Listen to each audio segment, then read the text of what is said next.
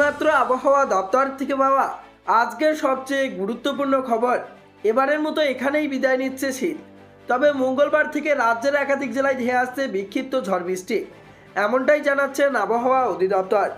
এছাড়া আজ আগামীকাল উত্তরবঙ্গ সহ দক্ষিণবঙ্গ এবং কলকাতার কোন কোন জেলার আবহাওয়া কেমন থাকতে পারে, এই বিষয়ে কি বলছে আবহাওয়া দপ্তর, বিস্তারিত জানিয়ে দেব ভিডিওটির মাধ্যমে।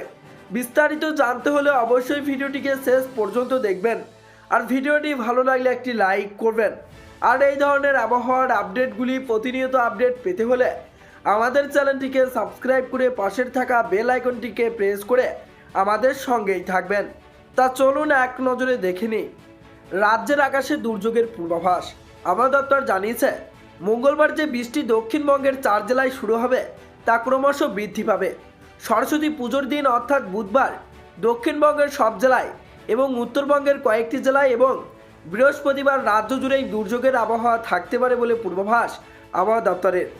তবে শুক্রবার নাগাদ আবহাওয়া পরিষ্কার হয়ে যাবে। আজ উত্তরবঙ্গের আবহাওয়ার পূর্বাভাস অনুযায়ী আজও আগামীকাল সবকটি জেলার আবহাওয়া শুকনো থাকবে। তবে বুধবার নাগাদ উত্তর দিনাজপুর, দক্ষিণ দিনাজপুর এবং মালদহ জেলায় বজ্র বিদ্যুৎ সহ হালকা বৃষ্টি হতে পারে। বৃহস্পতিবার উত্তরবঙ্গের সবকটি জেলাতেই এই পরিস্থিতি তৈরি হতে পারে বলে পূর্বাভাস আবহাওয়া দপ্তরের।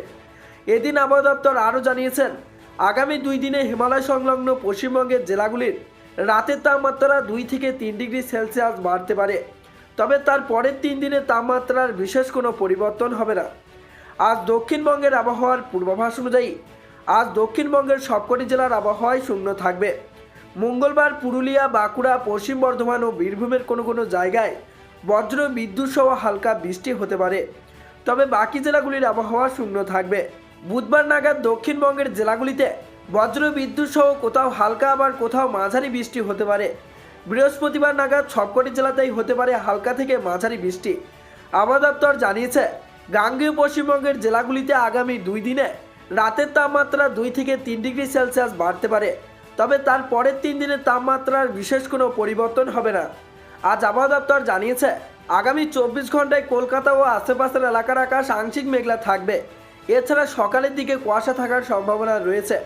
সর্বোচ্চ ও সর্বনিম্ন তাপমাত্রা থাকতে পারে যথাক্রমে 27 ও 18 ডিগ্রি সেলসিয়াসের আশেপাশে। তো বন্ধুরা, এই ছিল আবহাওয়া দপ্তর থেকে পাওয়া লেটেস্ট আপডেট। তো আজকে এখানেই বিদায় নিচ্ছি। আবারও দেখা হচ্ছে পরবর্তী কোনো লেটেস্ট আপডেটের সাথে।